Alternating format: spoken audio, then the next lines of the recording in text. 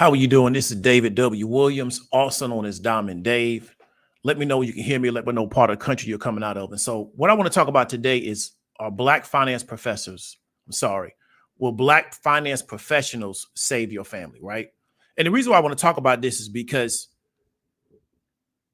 in my opinion, right, we are in a period to where people need to empower themselves with the information that's available to them and put themselves in the best position to be successful. And it doesn't mean that they cannot partner or build relationships with finance professionals that may be Black, may not be Black. However, I don't believe that they should put themselves in a position to where they're dependent on those people to get their family to where they need to go. And one of the reasons why I feel so passionate about this particular idea is because I can look at a lot of historical data and understand where Black people are at from a wealth position. And I understand how many people have been educated and licensed and credentialed that are Black in these particular areas. And it hasn't really moved the wealth needle. So there's a disconnect from the education and certification and licensing, right? And the people that actually need the services, they're not connecting. So in my opinion, we can't sit back and wait for people to provide the services. And there's a lot of reasons for that. A lot of them have to do with business models. A lot of them have to do with the fact that there are different market segments that particular organizations go after. And many Black people in these particular spaces are employed by somebody else. Therefore, they may not go after certain market segments. And in my opinion, we can't ask for these people to come after us. We have to try to figure out how to get things on our own to where we become attractive enough to these people to where they want to do business with us, right? But it's not about begging them or making them try to do it. It's about putting ourselves in a position to where they start coming after us to do business because it's worth their time, right? They believe it's worth their time and their energy. So the first thing that we want to kind of talk about is this question is that, do you need to be licensed or certified to teach about the markets, finance, real estate, or crypto, right? Because that's been a topic that a lot of people bounce back and forth on social media, in quote unquote Black YouTube. You see in white YouTube, nobody ever really talks about that because, Black people, something I talked about with a brother earlier today, part of our conditioning in this particular country is that we think that we need Anglo-Saxons to validate us for us to feel like we're acceptable. They don't have any of those social hangups, right? They just don't, because they haven't been socialized that way, right? So they don't have those social hangups where the way I'm acceptable means that they approve me. I'm not saying that you shouldn't go get approved, right? I want my doctor to actually gone through school and have a medical license. But in my opinion, we cling to those because Anglo-Saxons have taught us the way you're acceptable to us, right? And because we open and close a lot of the doors in this particular society, is you have to jump through the hoops that we said you got to jump through, right? So we think that means something, okay? And often we'll find out when you really get behind a lot of these closed doors is it doesn't mean what we thought it meant, but that's what we bought into because we didn't know any better because we weren't behind those particular closed doors to know any better. But that's really what you want to ask yourself, right? Do you need to be licensed or certified to teach about the markets, to teach about finance, to teach about real estate, and to teach about crypto? Because in my opinion, if you believe that and you don't go out and make sure that your family is on board with a lot of this information, it's going to hold yourself back. Now, here's something I learned from George Dandridge, and he has a video on my particular show. And he is somebody in his particular field who has operated for a very long time in the tax planning space, the tax mitigation space. He's known nationwide, right? He goes nationwide. He goes cross country with his game. He employs multiple people. He's not a YouTuber. He doesn't do a small business and then does YouTube for fun. He does very little social media except Facebook. However, he's known as one of the preeminent experts in his space. And so one thing he taught me is that when a person tells you they're licensed or they're certified, yes, ma'am, Miss Katrina, George Dandridge, Junior EA, yes, ma'am. So he's one of the top people in his particular space, right? One of the things he taught me is that when a person tells you they're licensed or certified, the question you want to ask yourself is who's giving the license or the certification, okay? So when a person tells you I'm licensed or certified, the question you want to ask yourself is who gave them the license or the certification. So if I said, hey, I got a test for you to take, and if you take my test, I'll certify you. What does that mean? It means you passed David's test. Okay, so you're certified now because I certified you. So when a person tells you that they're licensed or certified, the question you want to ask yourself is who's giving it? Who's issuing out the license or the certification? Often when you look at licenses, they're often coming from the state, on the state level. When a person tells you that they're certified, who is issuing out the certification? Who are they?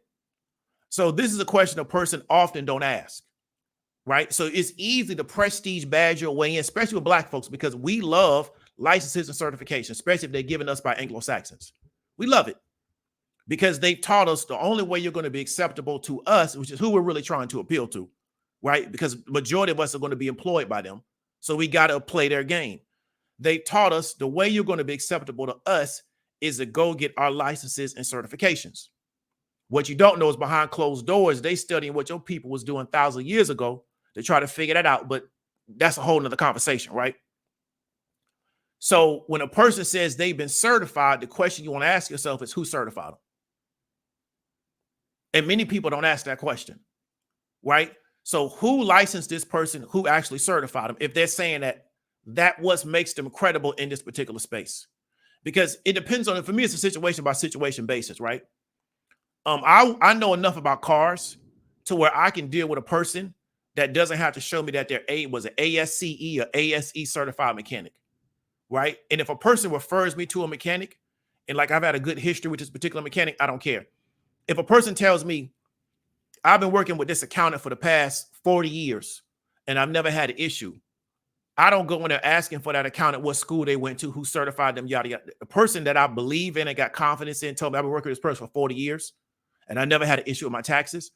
That means they're credible, right? So it's a situation by situation basis, but a lot of these spaces are emerging and a lot of people are new. How do you become licensed or certified to talk about cryptocurrency? Cryptocurrency hasn't even been around for 20 years, right? We're just now starting to see over the past 5 years, the institutions start to sink a lot of institutional capital into the crypto space. Therefore, how do you become licensed and certified to talk about crypto? Okay, so you got to kind of look at things from a case-by-case scenario. But the first thing you want to ask is who's given a license or certification. The next thing I would ask is who are those people? What I mean is that who are they?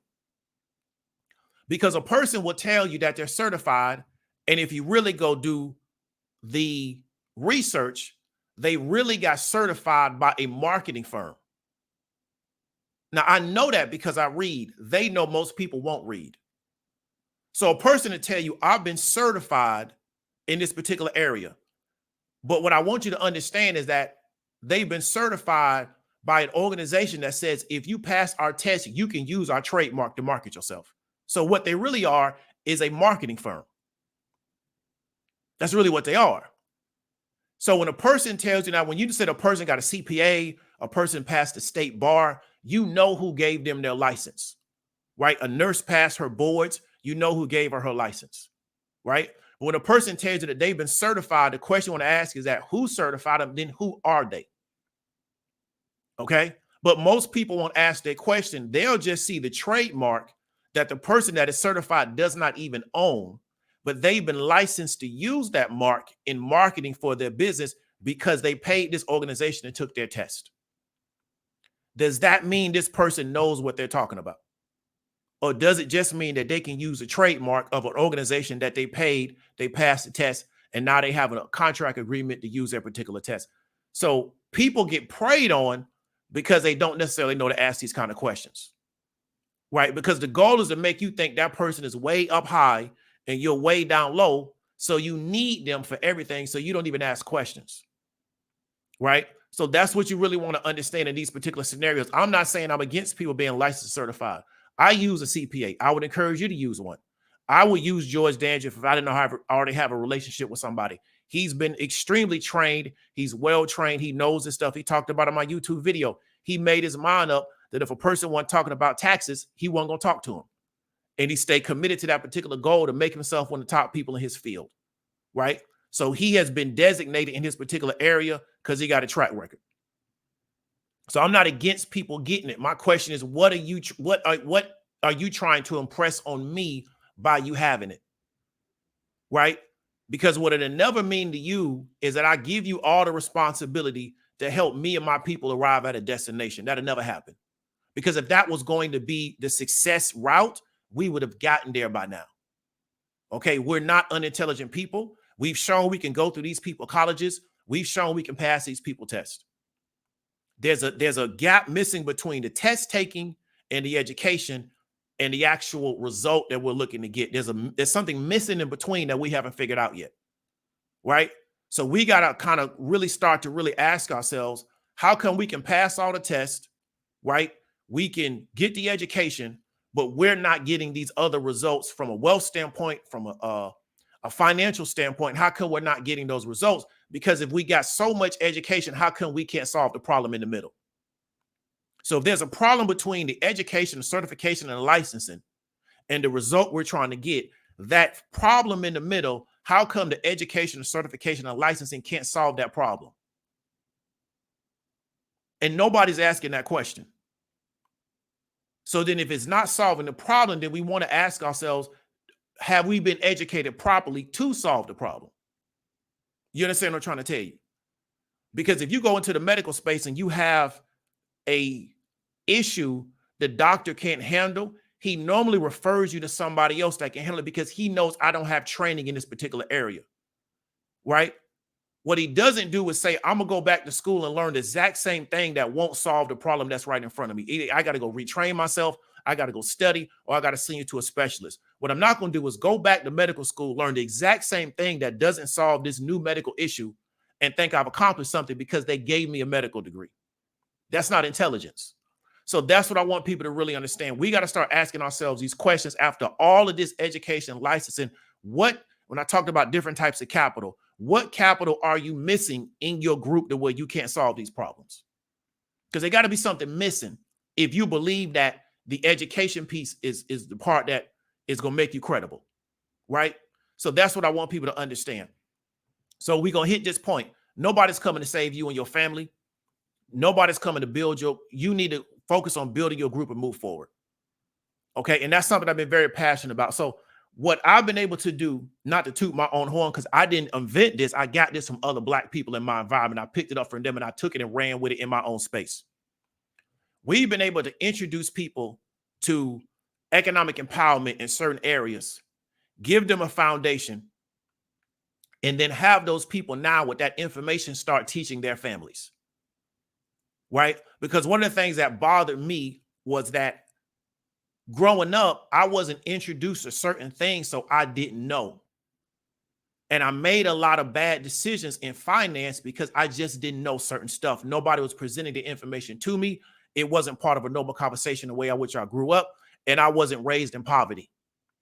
So if I know I'm not raised in poverty and we never had these conversations in my household, I can only imagine somebody that lived down the street from me who might have been raised in poverty, what conversations they also were not having, right? So what we've been able to do is help people understand these particular things. So now when they deal with they folks, they can have a different conversation to get a different result. Because again, nobody's coming to save me and my family. Nobody's coming to save my group. Nobody's showing up. So I got to focus on building my group and start moving forward. That was the goal. Get my people right, get the people around me right, then they can get the people around them right, and then we can just spread it. And that was the goal, because we spread everything else that's negative, so why we can't spread something that's positive? Okay? But that's something I really want you to understand. Okay? Nobody is coming to save you and your family. You got to stop thinking that there's going to be this thing that's going to happen and it's going to spread. That doesn't work. I don't believe in mass movements like that. I believe in small, decentralized movements. They can have a larger goal, but I don't believe that we all going to meet up at this forum in Washington, D.C., and we're going to talk about the problems of Black America, and then we all going to leave with a game plan and we're going to go do it. If that was going to be the case, we would have done it already. Right? We would have, this would have already taken place already if that was going to work. It doesn't work because it doesn't work. And so that's what I want people to really understand. And so whatever works for you and your people, I would encourage you to focus on that. Okay? And stop talking about, and I'm not saying this to be negative, but stop talking about what's not working with your people. I keep telling people, you have a social, we as Black people in America, we a lot of times don't have the social capital piece. What's the social capital piece? The ability to communicate and build relationships with each other. Right? So the problem is because even though we have the education and we have the training, we lack the social capital piece of being able to communicate and build relationships. And that's often what defeats us, because you can't be a cohesive group if you can't sit down with your people, talk, communicate, and get things done. It doesn't matter about the rest of the stuff. So this is why we produce all these educated people, but we can't sit down and all get on the same page with other groups because they can create a consensus around what they're doing. They just rolling over us because they can create the consensus. So I'm not saying that to be negative. I'm not saying that to be derogatory, but we have to stop, in my opinion, focusing on that part and focusing on what skills do I need to learn leadership wise to where I can communicate with my group and communicate what we need to do and get us on the same page and move forward. Okay, because you're competing with other groups that have the ability to do that. So if a coach or a team leader can't communicate to his team, right, and another team can do that, there's no way they can win. Right? Let me give you a football analogy. Ray Lewis is not a Hall of Famer because he was a great tackler. A lot of guys can tackle. That's not very difficult to do at that level. If you can tackle, you can tackle. What made Ray Lewis a great player, a Hall of Fame player, was his ability to build the social capital on the Ravens, to keep that team together, to keep team cohesion, to communicate properly for all those years. He did it for over a decade. That's what made him a great player. It wasn't just that he could run down the field and tackle people. A lot of people can do that. If you can tackle, you can tackle. Right? So he understood the social capital piece is I have to be able to communicate, get us on the same page, keep this thing together, even when things are not going well, and be here long term, right? So we can keep this thing going, or else it falls apart. And that's what you see with a lot of groups, is that there's that social capital there is not, it doesn't exist. Right? And that's what stops a lot of people from building their group up. So I want to really encourage people to focus on that, right? Let me go to the next point. So earlier today, in prepping for this particular broadcast, I spoke to somebody in an investment club. This is a very accomplished investor. They do a lot of things, yada, yada, yada. And I asked him, how come when you got into your investment club, because he's in the Black investment club, you know, these things that they say Black people can't do, Black people can't be successful with, he's doing it in real life, not on the internet. And he told me he's had all the licenses and certifications. Said he had the Series 7, the 65, the 66, the 63. Said he had it all, right? He passed all those tests. And he realized you don't need that to build wealth. He says you don't need that to build wealth. So he let it all lapse, right? And he went and joined this investment club in the area that he lives in inside the United States. He said his biggest concern that was solved was transparency. So they built a system and a structure inside this particular investment club where everything is transparent. You can go log in and look and see what everything is going on. So the transparency piece was solved for him. One thing we understand about building economic systems are based on trust, right? If I don't trust my counterparties, if I don't trust my parties, we can't do economic exchange, right? So you believe that the value of $1 will be consistent tomorrow. Because if you didn't, you go sell all your dollars today. So you don't believe overnight the value of $1 is going to go to zero. You don't believe that. If you did, you go sell all your dollars today. Right? So we're building our economic systems, the economic relationships. The most important thing is, do we trust the people that we're dealing with? Because if we don't, it can be very difficult to maintain the situation. He said once they solved that piece, he was cool. Right? So he's a member of a Black investment club, and you don't have to be a member of a Black investment club. You can just be a member of an investment club, period. Right? But nobody in that club felt like we got to go with a Series 6, a Series 7, a 63, a 65, yada, yada, yada. We have to go do that to sit down with each other and talk about how we're going to build wealth by investing in the markets. No one ever believed that, because if they believed that, they would have done it. And if they were waiting for a Black financial professional who got all the certification and designation to come to them, that would have never happened either. Right? It just would have never happened. So they still be sitting around in their area, or part of the world, waiting for that to happen, waiting for this Black person to show up and take them to the promised land. It's not going to happen. Right? And so that's what I want people to understand, is that I had a conversation with a person that actually does this in the real world. Now, let me show you something else, because I'm going to show you some more examples of what I'm talking about. So here's an article from Afro, the Black Media Authority. This is from March 4th, 2022. So there's a club of Baltimore. It's been in existence for 91 years. So that's longer than probably anybody watching my video has been living, right? Born in 1931, at that time, African Americans were not welcome in a predominantly white investment space. Black men had to be self-taught about investment. A member of the Club of Baltimore says there were no investment houses that would welcome the black dollar. You had to do it on your own. So let me tell you a really quick story. Years ago, I had me a little piece of money, and I was calling advisors to try to figure out what could I do with the money. And you know what? A lot of them wouldn't even talk to me, right? They wouldn't even talk to me. I was in Orlando, Florida. These people would not even talk to me. So I messed around and made the mistake of putting my money into a CD and got almost little or nothing for my money, right? It was a 5-year CD and got almost little because I didn't know where to put my money because I didn't have the information and I didn't have the network to know what to do with it. And the quote unquote financial professionals, they wouldn't even talk to me, right? So that's what I want you to understand is that a lot of times people don't even want to allow us in these particular areas. Even if you have the money, they don't want to do business with you because the goal is to keep you out, to make you consistently dependent upon their situation, as opposed to you building something for yourself. So 12 black men banded together to learn about investing and socialize with one another, right? The goal of the club is to maximize a diversified investment portfolio for the purpose of maximizing returns. So there's the members of the particular club, bunch of older gentlemen, they doing their thing, right? So membership in the Club of Baltimore is by invitation only. They meet once a month to discuss their portfolio. The portfolio is managed by LPL Financial and an investment committee comprising of several of the Club of Baltimore members, right? So LPL Financial, if you go Google them up, they execute what they want to do, right? And then they have an investment committee comprising several of the Club of Baltimore members. So the committee recommends investment opportunities, including stocks and bonds, and then club members vote on whether or not to accept the recommendation. When a member chooses to resign from the club, they receive a payout based on the value of the contribution to the portfolio. Okay, so that's a particular article. So these guys came together. It's been going on since 1931 in Baltimore to form an investment club. And it got formed out of necessity because a lot of the Anglo organizations wouldn't even do business with them. So they didn't sit around and wait for some black financial professional to come save them and to come. They said, okay, let's come together and figure out what we can do amongst ourselves to build ourselves up.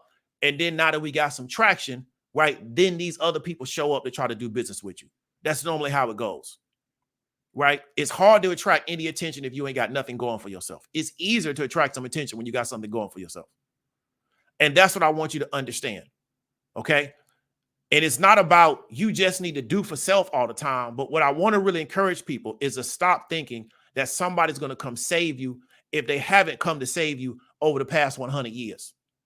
And they started this club in the early 1900s. Let's go to the next article. So this is an older article from Black Enterprise 1990. Some of the younger people may not remember Black Enterprise. I don't even think they're printing anymore, but they were really big, I would say, magazine at one time for like what we call buppies, which is a slang term for black yuppies, right? They kind of didn't really transition to the digital age that well, okay? So the cover story, the family that saves together, how one family parlayed 700 monthly savings plan into a 2.3 million portfolio in 5 years. So Sunday evening, the Reverend and Miss Irving Evans Sr., 2 sons, 3 daughters, and respective sons and daughters-in-law assemble in the couple's modest 3-bedroom home, right? They say a prayer, and then Rev Evans' oldest son, Irving Evans Jr., reviews stock prices, current assets, and quarterly profits. Although their full-time professions includes sales agent and insurance, marketing director, doctor, homemaker, minister, musician, they discuss stock splits, blue chips, price earning ratio, we call PE ratios, with as much zeal and panache as the high-powered Wizard of Wall Streets. So the dining room is the boardroom of Family 7 Incorporated, a 5-year investment club whose membership of 6 couples tied by blood, marriage, have amassed a portfolio of stocks, bonds, mutual funds, real estate value of $2.3 million. They say we're all about economic development in the African-American community. The guy at this time was 46 years old. He was a vice president and corporate medical director for Cigna. He says, I know that collectively we could do more than individually. So as Dr. Evans tells it, the seeds of the family venture was sown on a mild November evening in 85 while they were doing choir rehearsal. He said he had a vision, adding that The rest of the family welcomed the idea and agreed to come together for the following week to discuss the requirements for starting the club. Together, after 5 years of learning by doing, the group managed a portfolio, according to them, has outperformed the Dow Jones Industrial Average by a margin of 3-1, yielding an impressive 30% annual return on the family's investments. So what they mean is that their alpha, right, is the return on capital is exceeding, right, what we call the market index. Okay. Now they're not supposed to be able to do that because they don't have the licensing, they don't have the credentials, they don't have the education. But what they talked about, they just were self-taught. And here's the picture of the family. You can look at it. This is 100% early 90s. You can tell by the styles and the fashion, but this is the whole family. Okay. Now they're not supposed to be able to do that. They're supposed to have to give their money to somebody else and let that other person tell them what to do with the money because they got the licensing, they got the certification, they got the yada, yada, yada. And then they just sit back and let that person direct their family. And so I'm here to tell you is that may work for you, but if it doesn't, if people don't show up or have the ability to do that, if you keep waiting on it, it's never going to happen. Right? So there's no telling how big this particular pool of money is now because this was early 90s, right? But they did something on behalf of their family. They got together because, like I said, if you can go to all these Anglo PWI institutions, if maybe you went to an HBCU and you can get these educations, you telling me you can't understand the stock market, you can't understand real estate, you can't understand bonds. These are simple mathematical concepts. Okay. You just have to believe that I can do it and I'm going to do something on behalf of my family. And most importantly, right, for the youngsters who probably now are in their early 30s, they get exposed to this early. So it becomes normal to them growing up. Okay, we're in the markets. We come together as a family. We put our money together as a group and we grow our money as a family. So this becomes normal to them. So what they do is they start looking for men who also have those same type of relationships with their family. Right? Because this is what their family does. Okay? Now, these are the type of stories they don't talk about, especially we talked about the story in Be More, everything got to be negative. But what I want you to understand is that this ain't anything new. It's been going on because we got a Be More club that started in 1931, and we got an article from 1990. And a lot of people that didn't watch my channel were not even alive in 1990. If they were, they was little kids. And so that's why I want to continue to reiterate to you this particular point is nobody is coming to save you and your family. You want to build your group and move forward. Okay? It doesn't mean you can't use financial professionals. It doesn't mean that. What it does mean is that you can't make yourself believe that because you are certified or licensed in a particular area, you can't do things to improve your family economically. Right? There's nothing wrong with, hey, go call an accountant or a CPA, ask them for an hour of their time to consult with you in this particular area, and then you keep building. Because they should be looking at your taxes end of year anyway. So they should be able to correct you on anything that you may be doing wrong. But you don't need a person to manage everything for you, right? Because you believe that I'm not intelligent enough to understand these spaces because they passed the test and I didn't. And it's a case-by-case scenario. I would not tell you to go to court and represent yourself. But I will tell you that you need to worry about the economic situation of your family as a family and not think that a professional is going to come in and solve that problem for you. They're not. And many of you don't have the capital pool to where those people even want to do business with you. A lot of these certified financial planners, if you don't have $1 million net worth, they don't even want to talk to you. So if you start from ground zero, you're not worth their time anyway. Right? So you got to build up enough of a nest egg for them to even want to talk to you. You understand what I'm trying to tell you? And so that's what I want you to really understand. But missing out on these things, to me, is very detrimental to us. Okay? We're very exposed in real estate. We're very exposed in pensions. We're not very exposed to the markets. We're just not. It's something that a lot of us have not been exposed to, myself included. I could have bought Apple and Amazon in the early 2000s. I would be retired right now. Right? I literally would be, I would not have to work ever again. That's what I want you to understand. But I didn't know what I know now about the markets. So the goal is to make sure that somebody else can know what I know so they can make sure that young people get in check so they don't have to go through the same thing I went through. And that's what I want people to understand. Okay. So do I have certification or licensing in these particular areas? I know, and I probably would never go get it. One, for me to take it, and this is going to be a whole nother video, because I actually can read and I can study and I understand the words that's in front of me, right? I know that for me to go take the Series 7, I got to be FINRA sponsor, which means I have to be employed, right? I had another guy on the video I was doing, and the person that was hosting the video, they didn't understand the terminology, but I do. He asked me, do I have a license to operate as a broker dealer? I don't operate as a broker dealer, so why would I need a license? That's asking me, do I have a license to, deliver babies? I don't deliver babies, so I don't need a license to deliver babies. Our problem, man, is we really don't understand this space. We use words and we don't even understand what the word means. Okay? And so I really want to encourage people to not put the economic situation of their family on somebody else, to not think that somebody's going to come in and save their people, because they're not. It's just not going to happen. Okay? And it's not an indictment of Black people. It's just how this system works. Okay? There's not going to be this all-powerful person that's going to show up, that's going to solve everybody's problem at one time. Okay? If we build a school for Black children, it's not going to solve everybody's problem at the same time. Okay? If everybody goes and they get this particular form of education, it's not going to solve everybody's problem at the same time. You got to get with your group and figure out how you're going to solve your group's problem, because your group's problem may be different than my problem. And my problem may be different than somebody else's problem. We may not all have the same problem. So there can't be this universal solution to solve everybody's problem that's put out by this one person. It doesn't work that way.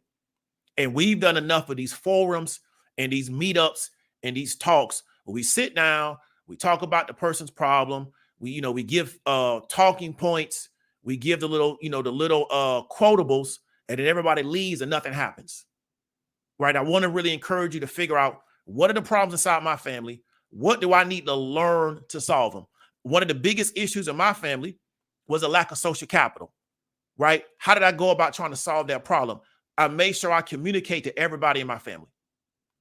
I just be calling people on some random shit just to talk to them, right?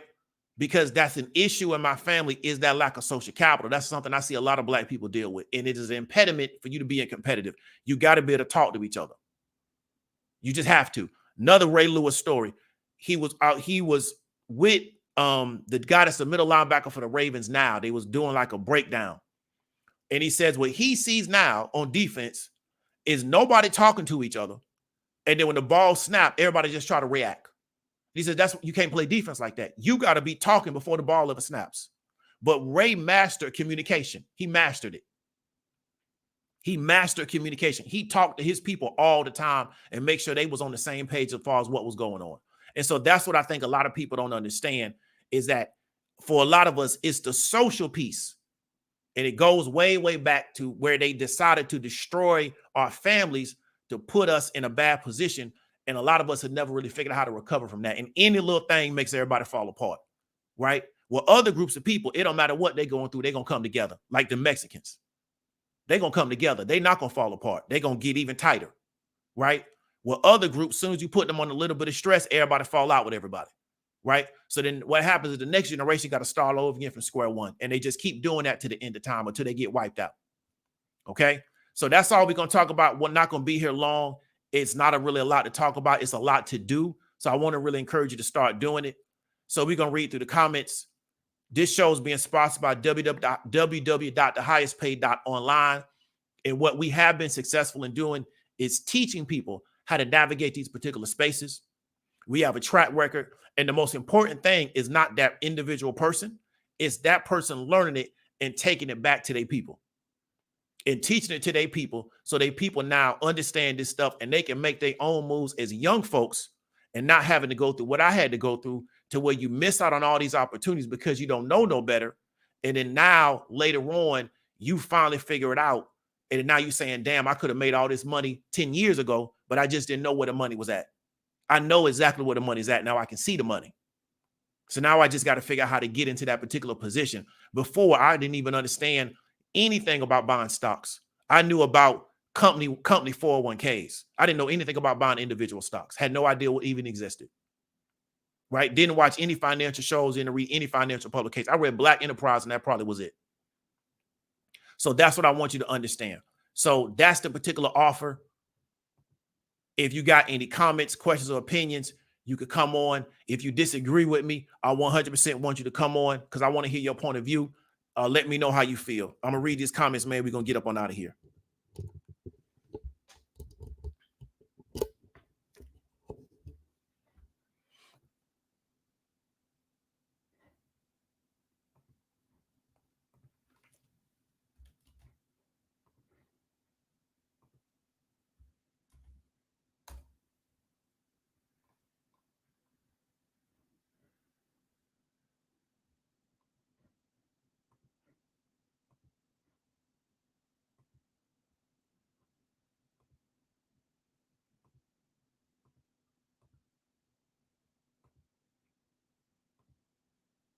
So Cedric Webman, appreciate the $5 super chat. LaKenzie Mayweather, appreciate the 99-cent super sticker. Really appreciate it. Thanks for the support. Let's start at the top.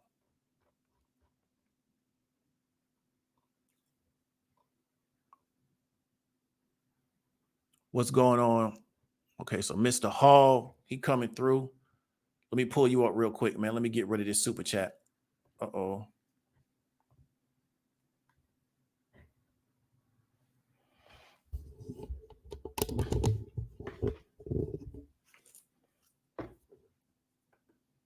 Hey, you can hear me? Loud and clear, sir. Loud and clear. What's going on? Doing well. I came up actually to agree and kind of just drop a couple of things. Number one, like you always say, the license does not mean that a person who even passed the test knows what they're doing. And I see that in, you know, my in industry all the time, specifically insurance. Where there's a lot of our people who get the license, and like you said, unfortunately, they get with certain companies, and they're trained just absolutely wrong. It actually happened to me back in 2012. I had left one specific carrier. I don't want to say the name because I don't want to. Well, yeah, I could say the carrier, Mutual of Omaha. And then I had gone to a group. It was an Anglo group, and they were a brokerage, so they had more carriers for me to offer. And my sales trainer had asked me, "Hey, you know, what is your business plan?" My idea was to focus less on the life insurance and sell more annuities. And the sales manager just was absolutely discouraging me. Don't sell annuities; they're bad. Blah blah blah blah blah blah. And then just by chance, later on in that month, there was an office commission statement that had conveniently been left on the desk. And it shows each producer what product they're selling and what they're making. And he was pulling an easy 25,000 a month off of selling annuities, which is why he discouraged me from selling annuities. And then a second time, like you said, where they don't want you there, I was at a stock brokerage firm called EJ Sterling. And at first, I was the broker trainee, so I was there, opening bell to closing bell, doing the phone work. And they had given me a Series 7 manual, but the Series 7 manual didn't have the KYC rules, which is the Know Your Customer rules. So they set me up to fail the Series 7. Why? Because they made enough money to pay for my sponsorship and then some from the leads that they have as you're a cold caller. But then even further, this hits home very well, very hard right now, because I've recently had 2 deaths in the family. And neither one of them had any life insurance. So as we speak, I have bickering back and forth between family members. And, like you said, this information I've had since 2010, and I've been trying to give it to my family since 2010. I remember recently in 2019, I hosted Thanksgiving at my house so I could attempt to talk to the family about things like life insurance. And everybody, I know all I need to know about life insurance, is the response I got from my own family.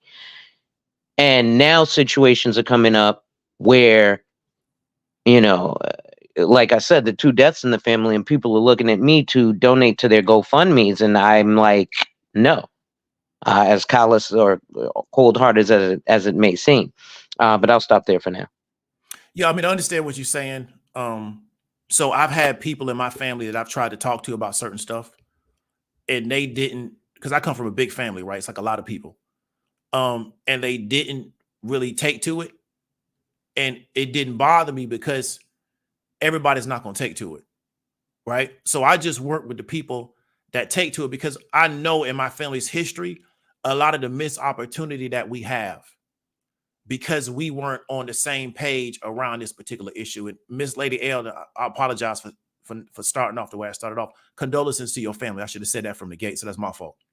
But thank you, no problem. Yeah, so what I'm saying is that I've learned is just work with the people that want to work with you on these particular issues, and everybody else, because I come from such a big family, it's not no animosity. It's just, it is what it is. You can't make people go where they don't want to go.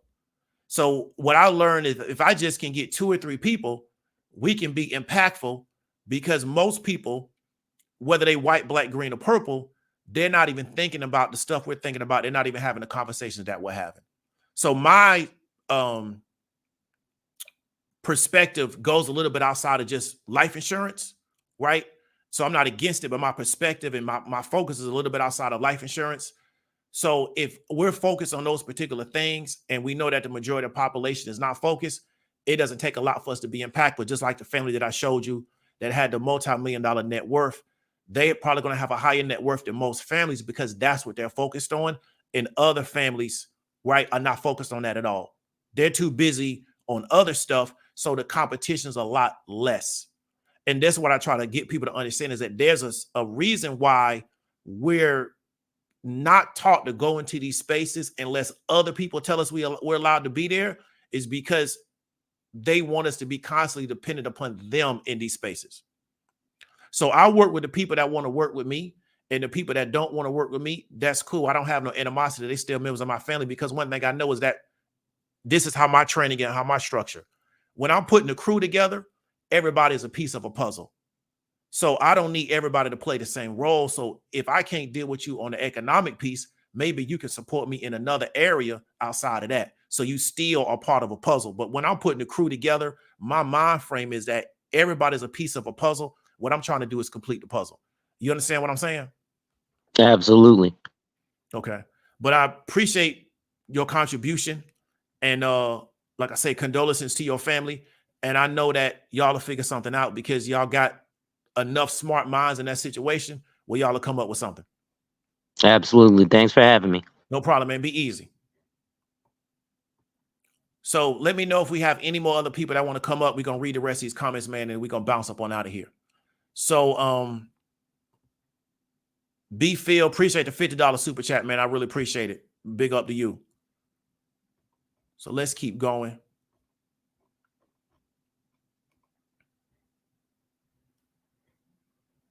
And so Alonzo says he just talked about this. Condolences to his family.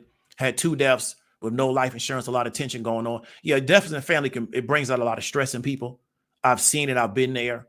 You know, me personally, because I'm a believer, I'm gonna just encourage you, man. You just got to stay prayed up, bro.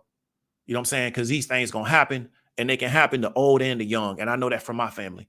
You know, you just got to stay prayed up. You'd be surprised, man, how many people I know for a fact, how often that stuff can happen in the family. And like I say, I want to try to build a situation where when things go bad, we come together, as opposed to when things go bad, we start falling apart. Because that's how you get longevity as a family. Every family, from my experience, has dealt with all kind of crazy stuff. It's just, did it make them come together to make them fall apart? Right? Just like a team. You know, Philadelphia falling apart. That's unfortunate, because they had a good team over there, but they falling apart. You know, that happens. Katrina says reading and understanding will go a long way. Definitely. You know, reading, taking the time to understand will go a long way.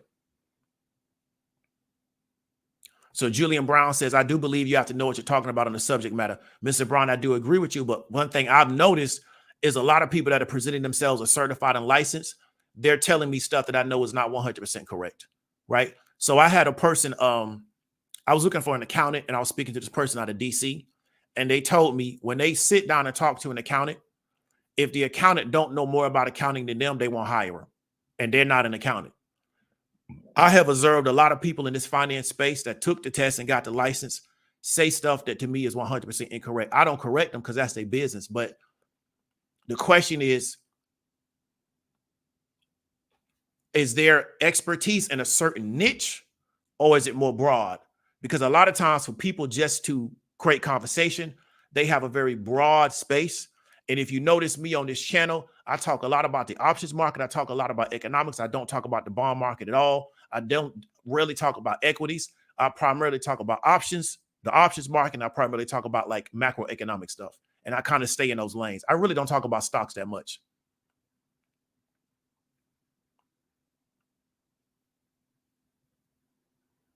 So Miss Alexander says, well, Mr. Wonderful licensed with crypto. I don't know. I know he did take a lot of money from FTX to promote them. Took a lot of money from them, but a lot of people did. They were just handing money out. So I don't know if he was licensed with crypto, right? I don't know. But I do know he took a lot of money from FTX to hype them up to us. You know, he got that payout and he ain't gonna get that money back neither. What's going on with Miss Phoenix 91? What's up with a big up to Ohio?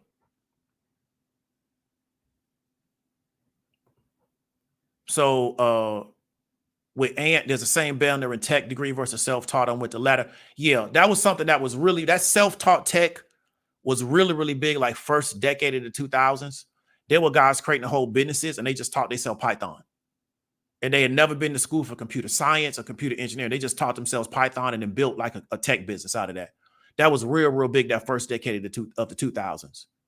And it was challenging to a lot of people because they were used to saying, what school did you go to for computing? You know, did you go to Stanford, MIT? No, I just bought a book on Python and I taught myself Python and I just kept programming until I figured something out.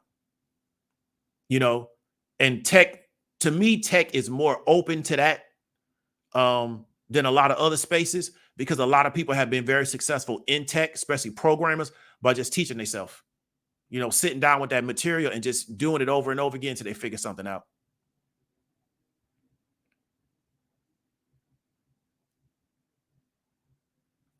What's up to Dr. Chaz? Yeah, hit the like button.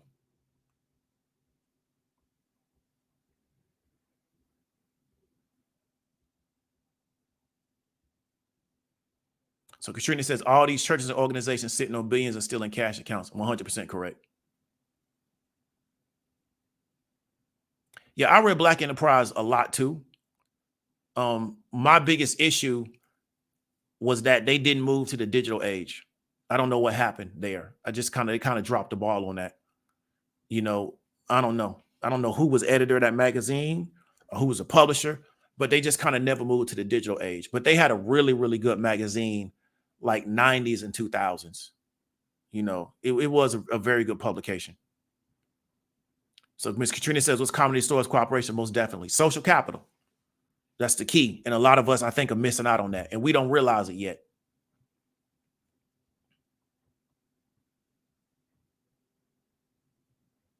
So Ms. Katrina says, back when we started, they had 100K millions. Now it's 500K. They won't stop calling. Yeah, definitely. Once they know you got the money, they're going to reach out to you because they want to get a piece of that.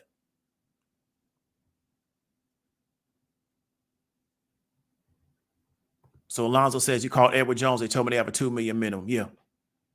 It's like that because they want to get a piece, or they want to know you got enough to where it makes sense for them based on what they're doing. And I can understand that. You know, there's certain deals you can't get in unless you're an accredited investor. And I get it, you know, because what they were looking for you to put up, it's not worth their time if you don't have a certain amount of money. So I get it.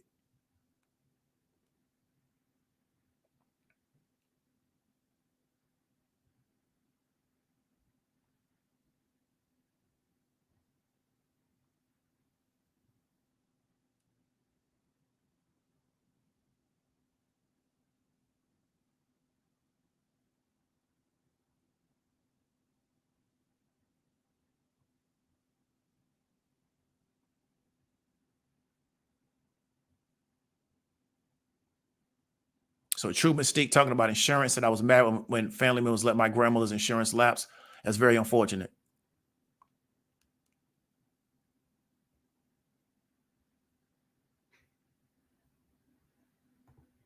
So drop 16 says the life insurance can be a come up for your family as well, paying for the funeral. Yeah, definitely. I believe life insurance should be your floor.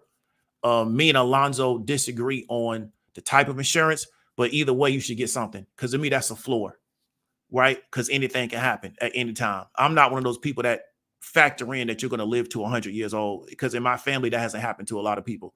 Like, I got a lot of people in my family died young for no fault of their own. It just happened. So I don't necessarily believe in that. Anything can happen at any given time. That's what I believe in. And I believe life insurance is the floor. Now, how you go about insuring yourself is different. And that should be to your specific situation. Because the salespeople, and I'm not talking about Mr. Hall, but the salespeople have an incentive to promote certain types of insurance to you. And that's just what I believe, right? Is what works best for your situation. But the best thing, in my opinion, is to start as early as possible, because it can make your premiums as inexpensive as possible. That's what I would. But a lot of young people don't necessarily feel they have the income to pay for insurance because they're paying for everything else, most importantly, student loans.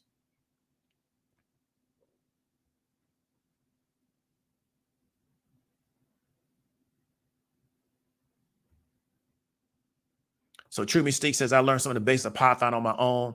Tactile learning is the way to go. Yeah, it was a big revolution of guys learning Python and doing like startups, like first decade of the 2000s. But it's not as big now, but that was real big then. And I'm not against people getting their certifications and getting their education, whatever works for you.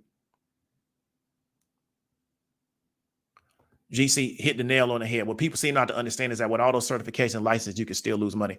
And GC, a lot of times, and we talk about like maybe the finance space, the certifications are there to sell products and to advise clients on selling products.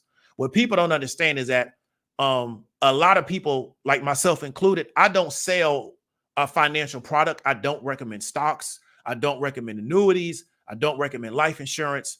I don't recommend bonds to people. I don't recommend anything. I talk about particular topics, but I don't represent a company and we own this particular asset and we sell it to people. That's not what I do. So I don't see why I need to be licensed to do something that I already don't do. It doesn't make sense to me. It's like me getting a medical degree. For what? To tell you to cut salt, to exercise, and to get 7 to 8 hours of sleep a night. Like, I don't need a medical degree to do that, right? So I think a lot of people, because they don't necessarily all kind of like, to me, don't really understand the space.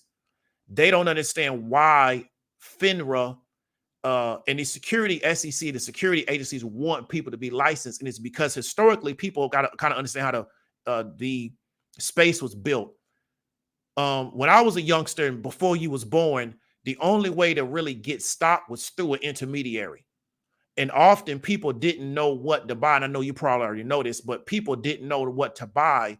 So they depended upon the intermediary to tell them what to buy. And then the intermediary took a percentage or got a commission on what that person bought, right? So they wanted to make sure that they weren't dumping stocks on unsuspecting clients, which is what the Wolf of Wall Street went to jail for. It's dumping penny stocks on people that didn't know no better. But that had been going on for years. He's just one of the people that got caught. Those kind of boiler rooms where they sell people penny stocks through those phone lists, that stuff had been going on for decades, right? They will put articles in newspapers, the whole 9 yards. So what people got to understand is that the way the industry was built for a very long time was that you as a retail investor, you couldn't directly go into the market and buy anything. It was very difficult, especially if you didn't live in New York City. So you had to go through another person. So it was designed to make sure that that intermediary, right, or that broker was actually licensed. They understood what they were talking about, and they weren't just straight ripping you off. You don't need to do that anymore. You can go get your own brokerage account and go directly to an exchange and buy stocks. And I don't think a lot of people, like I say, our people, because we're not necessarily in the space, we don't understand that. So we're kind of operating on this 1985, 1995 construct to where I don't believe a person understands this stuff unless they have this, but this stuff was really built for a world that existed 20, 25 years ago, right? The world that they built this stuff for, it doesn't exist anymore. You're going to get your brokerage account. You can get filled within seconds. Now they settle it later on that day, But there was a time to where you would call somebody up, buy a stock through a broker. He got to call his people to get it to you, right? And then that transaction could take almost 24 hours to take place. It doesn't work like that anymore. The market is moving so fast. A lot of these counterparties and a lot of these brokers and a lot of these intermediaries, they're really not needed. And that's why you don't see them in crypto, because they're not needed anymore. They just don't want to lose their money, so they have to make it seem like they're needed, but they're really not needed, because you see in crypto, nobody uses them because they're not needed anymore. They were needed at one time. One time you had to buy everything over the damn phone. You don't have to do that anymore. You can buy stuff off your phone. Mr. CFA, what's up with it? Appreciate it. So L Light says, do I have a plan on being the next Hindenburg? Are you good at finding bears? That's a great question, L Light. I wish I could. I don't have the research team, right? So that's a great question. I was thinking about that, doing that this year. I don't have the research team to do it. So I know how to do it. I just don't have the research team, right? It takes a lot of research, and I don't have the research team. That's just really what it is. Most of the people that have come out of my program want to do their own thing, and there's nothing wrong with that. But I don't have the research team to do it, because even if I go get an accountant, the accountant got to know what to look for, and they got to want to find it because it's there, right?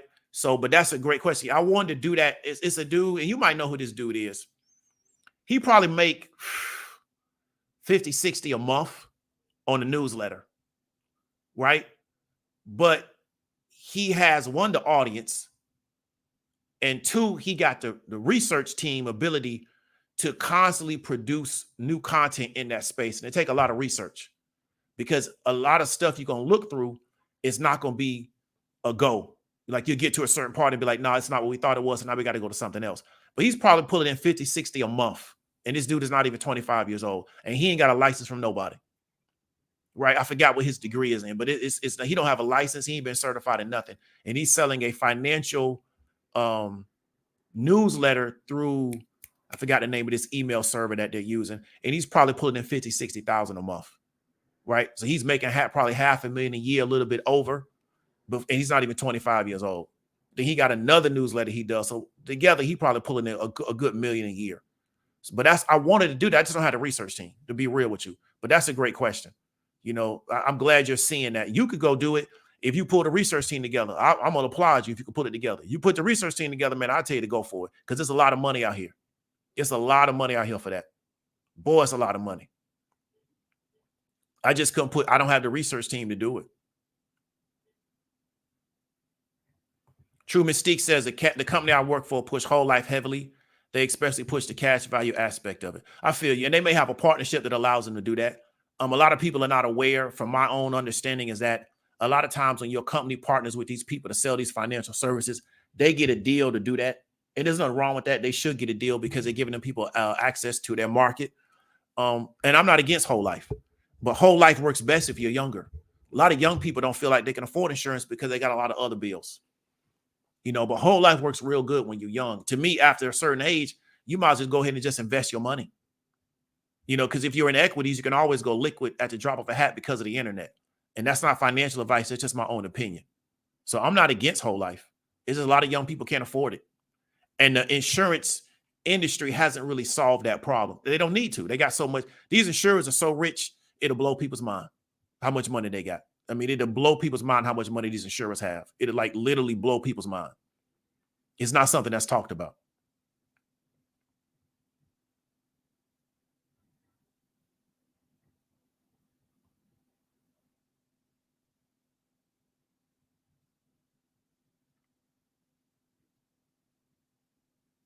Ant says, I got hoodwinked. I bought my first stock in 2017.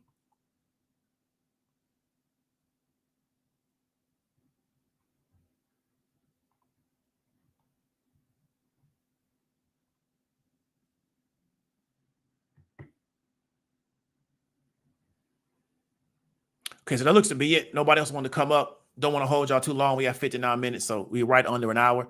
Appreciate everybody for coming through. Want to really encourage everybody, man, to not think that financial professionals, whether they be black, white, green, or purple, are going to come save you. They're not, because if they were, it would have happened already. So what I want to really encourage you to do is get with your people, build up the social capital, build up the lines of communication, right? This is something that this is a leadership aspect, is being able to communicate with people, even if you don't necessarily agree with them, even if you don't have the best, one-on-one relationship, but being able to communicate with people that can help you get done what you need to get done is a leadership skill that I want to really challenge y'all in 2024 to make sure you work on, right? This is something our government is an expert at. Our government got a lot of relationships with different groups of people. They don't necessarily like them, but they keep that line of communication open, right? Because you never know when you're going to have to pick that phone up and ask them people, can we do this? Yada, yada, yada. So I want to really challenge y'all from a leadership standpoint to challenge yourself, to get those lines of communication open, be able to generate some ability to speak to people and to build some type of understanding between you and them other groups of people, and to put yourself in the best position to be successful, because these people are not going to come save you. And I want to help you not be these people that's on YouTube in 2025 and 2026 complaining about life, right? Talk to you later, man. Y'all stay safe. Take care of yourself.